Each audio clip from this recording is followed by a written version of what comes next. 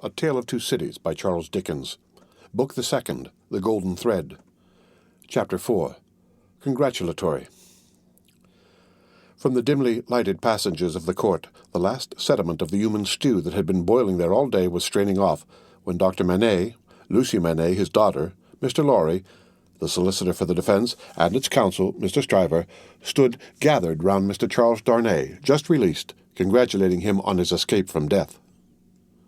It would have been difficult, by a far brighter light, to recognize in Dr. Manette, intellectual of face and upright of bearing, the shoemaker of the garret in Paris. Yet no one could have looked at him twice without looking again, even though the opportunity of observation had not extended to the mournful cadence of his low, grave voice, and to the abstraction that overclouded him fitfully without any apparent reason. While one external cause, and that a reference to his long, lingering agony, would always, as on the trial, evoke this condition from the depths of his soul, it was also in its nature to arise of itself and to draw a gloom over him, as incomprehensible to those unacquainted with his story as if they had seen the shadow of the actual Bastille thrown upon him by a summer sun, when the substance was 300 miles away. Only his daughter had the power of charming this black brooding from his mind. She was the golden thread that united him to a past beyond his misery, and to a present beyond his misery, and the sound of her voice, the light of her face, the touch of her hand, had a strong, beneficial influence with him almost always. Not absolutely always, for she could recall some occasions on which her power had failed, but they were few and slight, and she believed them over. Mr. Darnay had kissed her hand fervently and gratefully, and had turned to Mr. Stryver, whom he warmly thanked. Mr. Stryver, a man of little more than 30, but looking 20 years older than he was, stout, loud, red, bluff, and free from any drawback of delicacy, had a pushing way of shouldering himself, morally and physically, into companies and conversations that argued well for his shouldering his way up in life. He still had his wig and gown on, and he said, squaring himself at his late client to that degree that he squeezed the innocent Mr. Lorry clean out of the group, "I am glad to have brought you off with honour, Mr. Darnay. It was an infamous prosecution, grossly infamous, but not the less likely to succeed on that account. You have laid me under an obligation to you for life, in two senses," said his late client, taking his hand. "I have done my best for you, Mr. Darnay, and my best is as good as another man's, I believe." It clearly being incumbent on someone to say much better, Mr. Lorry said it, perhaps not quite disinterestedly, but with the interested object of squeezing himself back again. "You think so?" said Mr. Stryver. "Well, you have been present all day, and you ought to know you are a man of business too." "And as such," quoth Mr. Lorry, whom the counsel learned in the law had now shouldered back into the group, just as he had previously shouldered him out of it, "as such, I will appeal to Dr. Manette to break up this conference and order us all to our homes. Miss Lucy looks ill. Mr. Darnay has had a terrible day. We are worn out." "Speak for yourself, Mr. Lorry," said Stryver. "I have a night's work to do yet. Speak for yourself." "I speak for myself," answered Mr. Lorry, "and for Mr. Darnay, and for Miss Lucy, and, Miss Lucy, do you not think I may speak for us all?" He asked her the question pointedly and with a glance at her father. His face had become frozen, as it were, in a very curious look at Darnay, an intent look, deepening into a frown of dislike and distrust, not even unmixed with fear.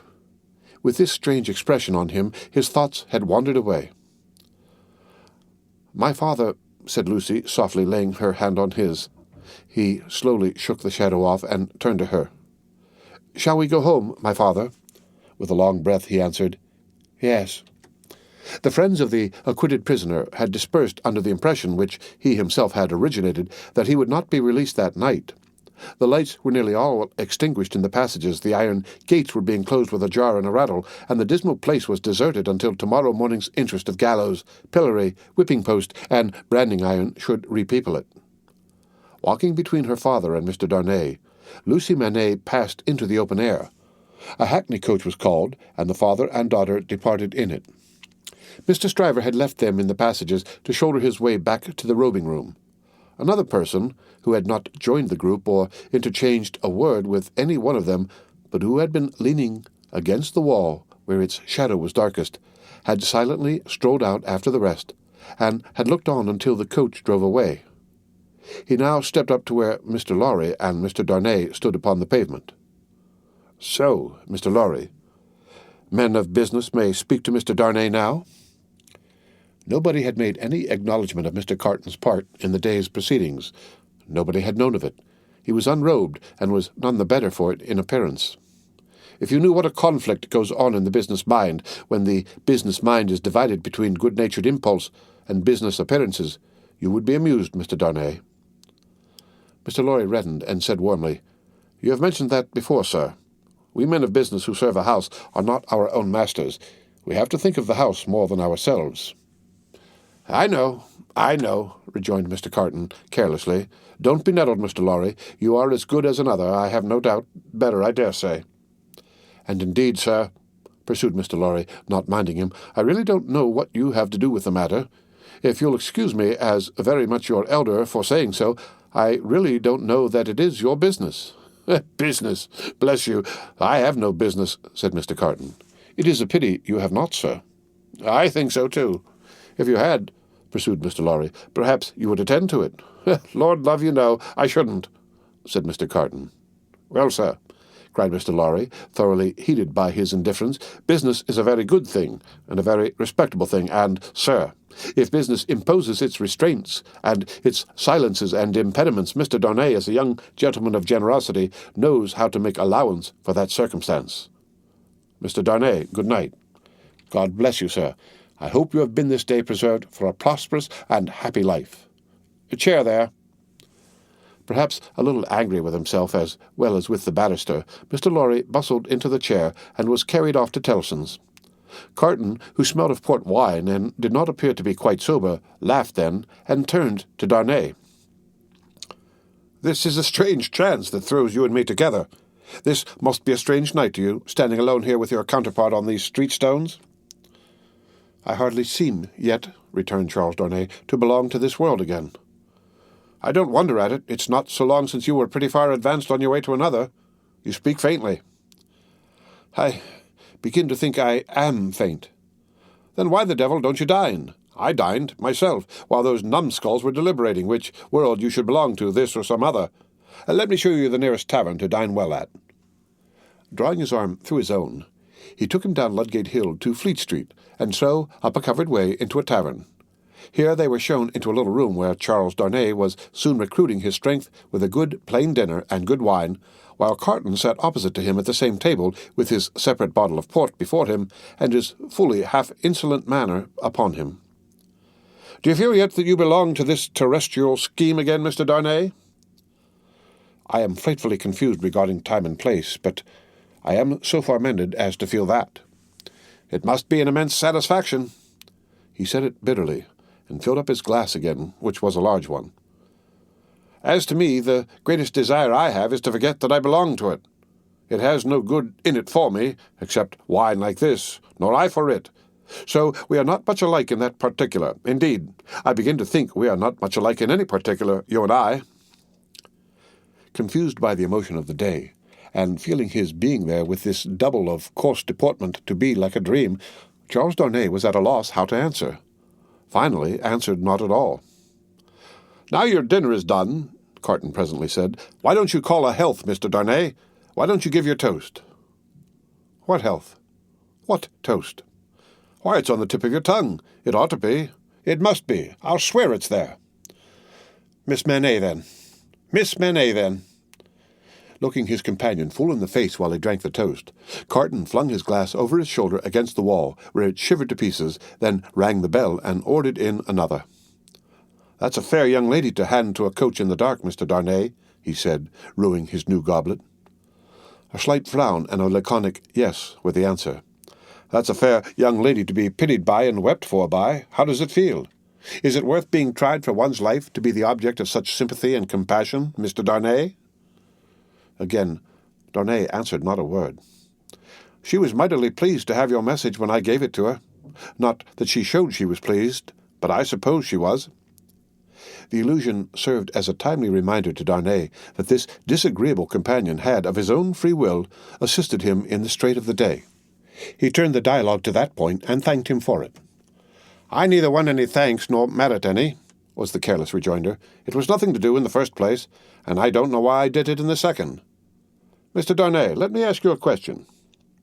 "Willingly, and a small return for your good offices." "Do you think I particularly like you?" "Really, Mr. Carton," returned the other, oddly disconcerted, "I have not asked myself the question." "But ask yourself the question now. You have acted as if you do, but I don't think you do." "I don't think I do," said Carton. "I begin to have a very good opinion of your understanding." "Nevertheless," pursued Darnay, rising to ring the bell, "there is nothing in that, I hope, to prevent my calling the reckoning and our parting without ill blood on either side." Carton rejoining, "Nothing in life," Darnay rang. "Do you call the whole reckoning?" said Carton, on his answering in the affirmative. "Then bring me another pint of this same wine, drawer, and come and wake me at 10. The bill being paid, Charles Darnay rose and wished him good night. Without returning the wish, Carton rose too, with something of a threat of defiance in his manner, and said a last word. "Mr. Darnay, you think I am drunk?" "I think you have been drinking, Mr. Carton."